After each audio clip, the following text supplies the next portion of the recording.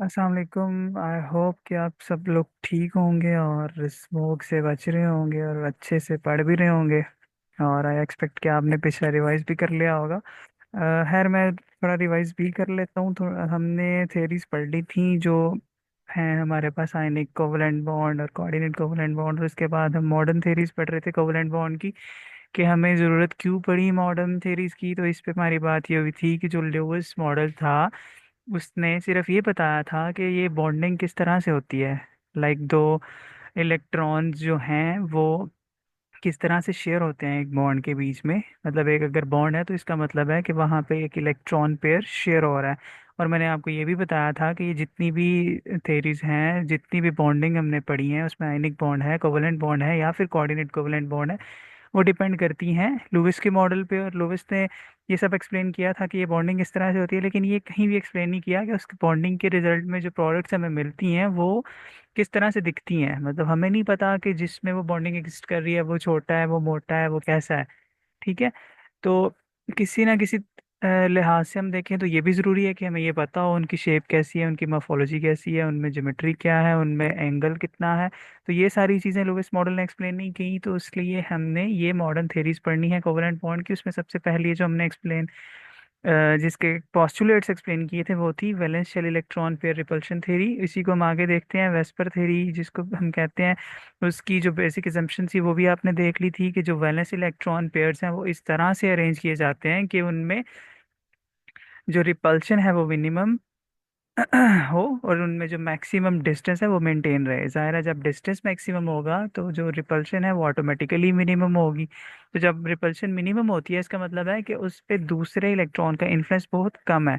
ठीक है, ये इस थ्योरी की जो बेसिक है एजम्पशन। और उसके बाद जो पास्टुलेट्स थे वो भी आपने पढ़े थे आई थिंक। सो ये तो आप आते होंगे कि जो लोन पेयर्स हैं और बॉन्ड पेयर्स हैं वो दोनों पार्टिसिपेट करते हैं तब ज्योमेट्री बनती है। मैंने आपको ये भी एक्सप्लेन किया था कि ज्योमेट्री और शेप में डिफरेंस ये है कि शेप में आप सिर्फ उनको देखते हो जो बॉन्ड पेयर्स हैं, लेकिन ज्योमेट्री का मतलब ये है कि अगर किसी मॉलिक्यूल की ज्योमेट्री हमने डिफाइन करनी है तो उसमें वो जो लोन पेयर्स हैं जो बॉन्डिंग में पार्टिसिपेट नहीं कर रहे हमें उनको भी इंक्लूड करना पड़ेगा।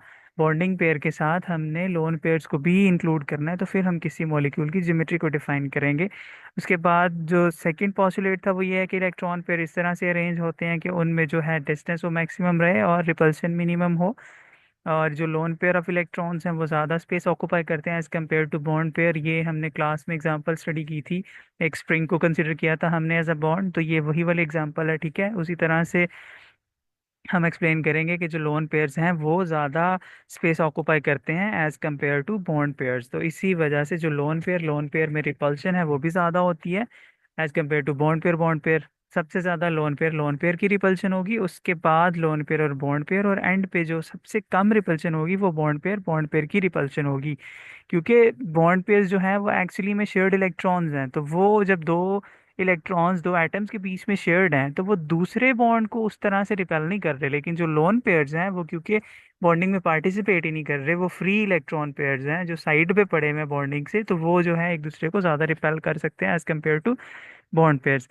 अच्छा, अब हमने बात ये की थी कि जो लुईस का मॉडल है वो ये चीज़ें एक्सप्लेन नहीं करता कि उस जो मॉलिक्यूल बन रहा है उसकी शेप कैसी होगी, उसकी ज्योमेट्री कैसी होगी, ये सारी चीज़ें। तो इसलिए हमने वेस्पर थ्योरी के अकॉर्डिंग इन सब चीज़ों को देखा था। तो अब जब हमने वेस्पर थ्योरी देख ली है तो अब इसकी जो टाइप्स है ना, ये आपको ये जो टेबल बना हुआ है ना, ये एक्चुअली में वेस्पर थ्योरी है जो हमें वेस्पर थ्योरी चीजें देती है। ठीक है, ये वो सारी चीजें हैं। इससे पहले हमें बॉन्डिंग का पता चल गया हुआ है कि आयनिक बॉन्ड क्या होता है। जब इलेक्ट्रॉन पूरा ट्रांसफर हो जाता है तब वो आयनिक बॉन्ड है, जब इलेक्ट्रॉन शेयर हो रहे होंगे तब वो कोवलेंट बॉन्ड है, और जब इलेक्ट्रॉन पेयर एक एटम रिलीज करेगा और दूसरा उसको एक्सेप्ट करेगा तो वो कोऑर्डिनेट कोवलेंट बॉन्ड है। अब इन तीनों कॉन्सेप्ट्स में हमें ये नहीं पता था कि इसके बाद जो हमें रिजल्टेंट मॉलिक्यूल्स मिलेंगे उनकी शेप कैसी होगी, वो दिखेंगे कैसे, ठीक है, उनकी ज्योमेट्री क्या होगी। तो इसलिए ये वो टाइप्स हैं, ये जो आप ये टाइप वाला जो आप देख रहे हो ना, AB2 AB3 AB4, ये एक्चुअली में टाइप्स हैं जो वेस्पर थ्योरी हमें बताती है। अब वेस्पर थ्योरी में हमने दो तरह के इलेक्ट्रॉन पेयर्स देखे हैं ना, एक बॉन्डिंग इलेक्ट्रॉन पेयर जो शेयर्ड इलेक्ट्रॉन्स होते हैं, और दूसरा है लोन पेयर्स ऑफ इलेक्ट्रॉन जो बॉन्डिंग में पार्टिसिपेट नहीं करते। अब ये जो AB2 है ना, इसमें जो ये ए आपको दिख रहा है ना, ए जो सेंटर में होता है, इस ए को हम कहते हैं सेंट्रल मेटल एटम, या सेंट्रल एटम कह लो आप, सिंपली सेंट्रल एटम। और ये जो बी साइड पे है ना, इनको अब पता नहीं आपकी बुक पे शायद ये नहीं होगा, लेकिन इनको लिगेंड्स कहते हैं। ठीक है, जो सेंट्रल एटम के साथ चीज जुड़ती है उसको हम लिगेंड कहते हैं। ठीक है, ये आपने याद रखना है। अब देखो AB2 टाइप का मतलब है कि इसमें दो इलेक्ट्रॉन पेयर्स होंगे। अब अगर दो इलेक्ट्रॉन पेयर्स हैं तो जाहिर सी बात है वो दोनों के दोनों बॉन्डिंग इलेक्ट्रॉन पेयर हैं। इसमें अगर ए पे कोई लोन पेयर नहीं है, ठीक है, ये आप जो देख रहे हो BAB, इसमें ए जो सेंटर में प्रेजेंट है वो दो बी के साथ जुड़ा हुआ है, और ए पे कोई लोन पेयर एग्जिस्ट नहीं कर रहा है। इसका मतलब है कि जिस इसमें जो टोटल इलेक्ट्रॉन पेयर्स हैं वो दोनों के दोनों बॉन्डिंग इलेक्ट्रॉन पेयर्स हैं, एक ये और एक ये जो दो ए और इस ए और बी के बीच में जो है, और इस ए और बी के बीच में जो है, अब मतलब एक ये होगा बॉन्डिंग इलेक्ट्रॉन पेयर, और दूसरा होगा ये। ठीक है, अब इसमें कोई लोन पेयर एग्जिस्ट नहीं कर रहा। अब AB2 टाइप जो है ना, उसमें हमें ये पता चल गया कि इसमें दो इलेक्ट्रॉन पेयर्स हैं। मतलब जब भी दो इलेक्ट्रॉन पेयर्स होंगे और वो दोनों के दोनों बॉन्डिंग इलेक्ट्रॉन पेयर्स होंगे, तो वो जो शेप बनेगी ना उसकी, वो इस तरह से बनेगी, लीनियर। ठीक है, उसकी अरेंजमेंट ऑफ पेयर्स लीनियर है, ज्योमेट्री भी लीनियर है। अब देखो, क्योंकि यहाँ पे कोई लोन पेयर नहीं है तो इसकी शेप और ज्योमेट्री सेम होगी। ज्योमेट्री के लिए हमें लोन पेयर और बॉन्ड पेयर दोनों हमने डिफाइन किए थे ना, लेकिन अगर लोन पेयर है ही नहीं तो इसका मतलब है कि इसकी वही शेप, जो शेप है वही इसकी ज्योमेट्री है। मतलब इस केस में ये, इसकी शेप और इसकी ज्योमेट्री दोनों ही लीनियर है। अब अगर हम मूव करें AB3 टाइप पे, AB3 का मतलब है कि यहाँ पे जो है इलेक्ट्रॉन पेयर्स तीन होने चाहिए। ठीक है, ए जो है ये तो सेंट्रल एटम है जिससे आके कनेक्ट करेंगे बाकी लिगेंड्स या जो दूसरे सारे, ये बी हैं। ठीक है, अब बी है 3 यहाँ पे। इस 3 का मतलब ये है कि तीन इलेक्ट्रॉन पेयर्स होने चाहिए यहाँ पे। अब इलेक्ट्रॉन पेयर में लोन पेयर और बॉन्ड पेयर्स दोनों आते हैं। ठीक है, अब अगर हम देखें कि अगर तीन इलेक्ट्रॉन्स हैं तो उसकी दो पॉसिबिलिटीज हो सकती हैं कि या तो वो तीनों के तीनों बॉन्डिंग इलेक्ट्रॉन पेयर्स हों, या फिर उसमें दो बॉन्डिंग इलेक्ट्रॉन पेयर हों और एक लोन पेयर हो। अब जब तीनों के तीनों बॉन्डिंग इलेक्ट्रॉन पेयर होंगे ना, तो वो कुछ इस तरह से चुनेंगे। ठीक है, जैसे आपको ये स्ट्रक्चर दिख रहा है ना, ये ए सेंटर में प्रेजेंट है और इसके साथ तीन बी जुड़े हुए हैं। तो इसका जो एंगल है वो 120 डिग्री होगा, और ये जो हमने पहले देखा था ना ये वाला, इसका एंगल होता है 180 डिग्री। ठीक है, अब ये लीनियर स्ट्रक्चर है, ये आपको पता ही होगा कि इसका जो एंगल बनेगा इस तरह से बॉन्ड्स में, वो 180 डिग्री बनेगा। लेकिन ये जो है, जब हमने AB3 टाइप पढ़नी है जिसमें ये सेंट्रल एटम है और तीन इसके साथ बी अटैच है, तो ये अब देखो, अगर इसको हम यहाँ से ऐसे ऐसे और ऐसे करके देखेंगे तो ये एक्चुअली में एक ट्रायंगल टाइप बन रहा है ना, ट्राइगोनल चीज बन रही है, और ये एक प्लेन में है, तो इसकी जो ज्योमेट्री और शेप है ना, ये होगी ट्राइगोनल प्लेनर। और इसमें जो एंगल है ओवरऑल वो होगा 120 डिग्री का। अब देखो, इसमें आपको ये चीज नजर आ रही है कि जब हम AB3 टाइप पढ़ रहे हैं ना, तो उसकी अरेंजमेंट ऑफ पेयर्स या फिर उसकी जो शेप है ना वो ट्राइगोनल प्लेनर है। अब इसकी शेप भी ट्राइगोनल प्लेनर है, इसकी शेप भी ट्राइगोनल प्लेनर है, लेकिन डिफरेंस कहाँ पे आएगा, यहाँ पे कोई लोन पेयर प्रेजेंट नहीं है। अब हमने AB3 में देखा था तीन इलेक्ट्रॉन पेयर्स हैं। ठीक है, ये तीन इलेक्ट्रॉन पेयर्स थे। पहले में वो तीनों के तीनों इलेक्ट्रॉन पेयर बॉन्डिंग पेयर थे। अब दूसरे में अगर हम आएंगे तो उसमें दो बॉन्डिंग पेयर्स हैं और एक लोन पेयर है। अब ये लोन पेयर आपको दिख रहा है ए के ऊपर, ए के ऊपर जो डॉट लगा हुआ है। ठीक है, और इस तरह से फिर वो जो बी है, ये ऐसे प्रेजेंट होंगे उसके साइड्स पे, और ये जो ऊपर है ये फिर क्या होगा, उसके ऊपर एक लोन पेयर आएगा।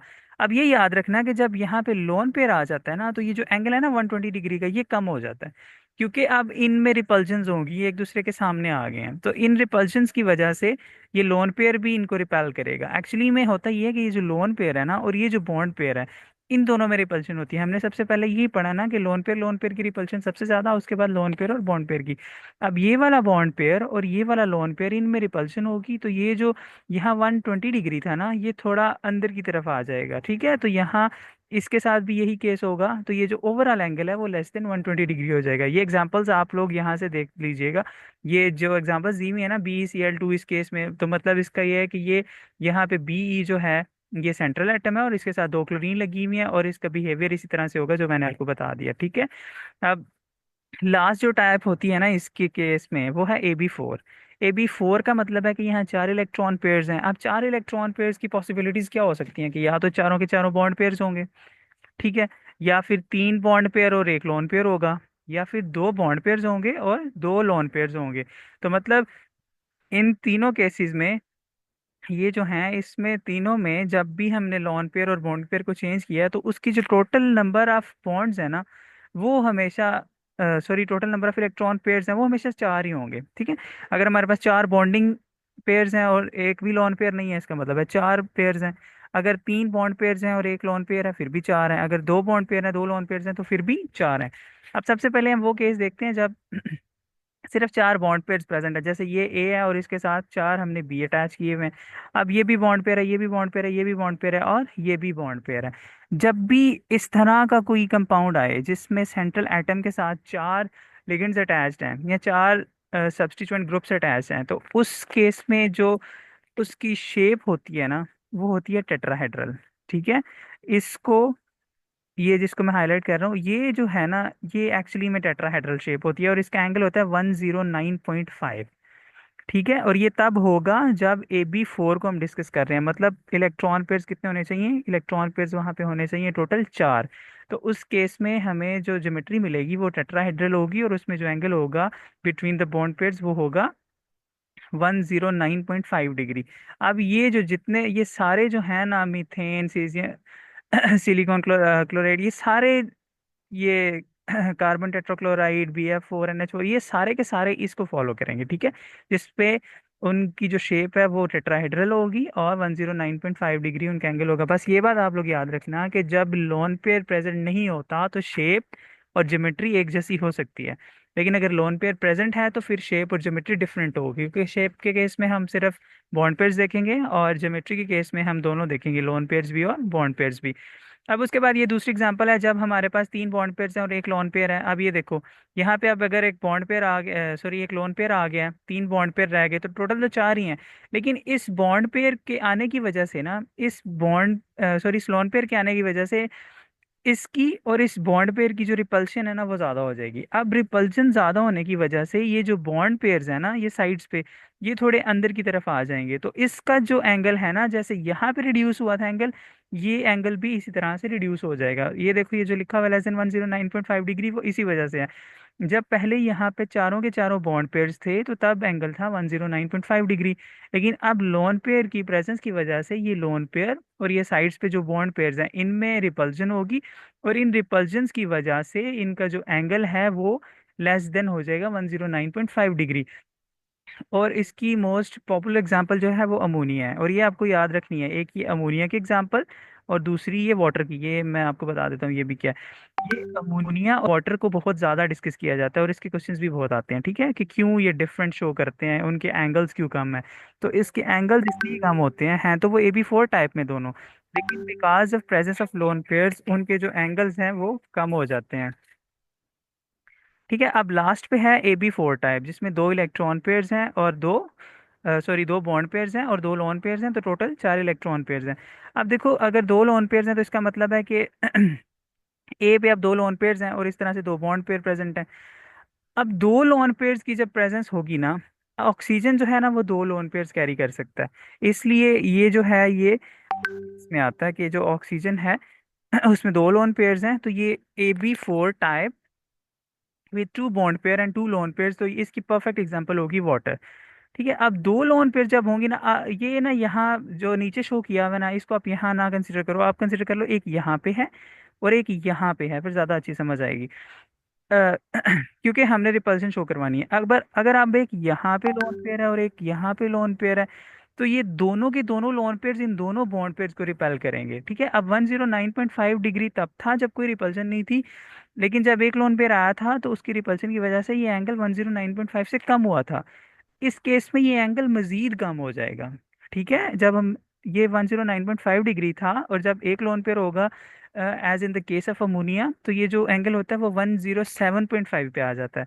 लेकिन अगर हम वाटर को देखें, जब ऑक्सीजन पे दो लोन पेयर्स हैं, तो तब ये मजीद कम होके उसका जो एंगल है 104.5 डिग्री पे आ जाता है। इतना डिफरेंस आ जाता है लोन पेयर्स की वजह से, ठीक है। तो ये थी इसकी टाइप्स जो हैं, बिकॉज ऑफ वेस्पर थ्योरी, जो हम देख सकते हैं कि उनकी शेप्स और उनकी ज्योमेट्रीज हैं वो कैसी हैं। ये जो है molecules containing two electron pair AB2 type, ये सारा वही है जो हमने टेबल में देखा है, तो ये आपने सारा देख लेना है, ठीक है। अब यही वेस्पर थ्योरी थी। इसके बाद आगे आती है वेस्पर थ्योरी के बाद वैलेंस बॉन्ड थ्योरी। तो जो वैलेंस बॉन्ड थ्योरी है वो हम नेक्स्ट लेक्चर में देखेंगे, लेकिन उसके उसको देखने से पहले आपने ये चीज़ें ज़रूर पढ़नी है, ठीक है। ये जो AB4 टाइप है और AB3 टाइप है और AB2 टाइप है, ये जो सारा टेक्स्ट लिखा हुआ है ना, ये वही है कि जब सिर्फ बॉन्ड पे प्रेजेंट होगा, जब बॉन्ड पे लोन पे दोनों प्रेजेंट होंगे, तो ये काइंडली आप देख लीजिएगा, अच्छे से इसको पढ़ लीजिएगा। और कम से कम रीड करते रहो। अगर कोई मसला हुआ तो फिर जब फिजिकली क्लासेस होंगी आप तब भी पूछ सकते हो। लेकिन अभी आपको ये अच्छे से पढ़ना है, और फिर हम अगला देखेंगे वेलेंस बाउंड थ्योरी। और अभी के लिए बस इतना ही। आप लोग भी अच्छे से अपना ख्याल भी रखो और अपनी पढ़ाई का भी ख्याल रखो। ओके, अल्लाह हाफिज।